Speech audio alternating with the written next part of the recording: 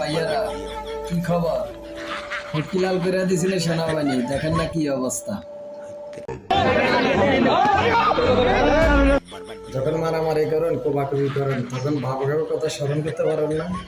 তো এই তো মনে করেন আর মারামারি করতে হয় না। আমাদের লক্ষ্মীপুরের অবস্থা দেখেন, সেনাবাহিনী আওয়ামী লীগের সব লোকের নেতা কর্মীরা কিভাবে মারতেছে, গণদোলাই দিতেছে। অসংখ্য ধন্যবাদ সেনাবাহিনীকে। দেখেন একটু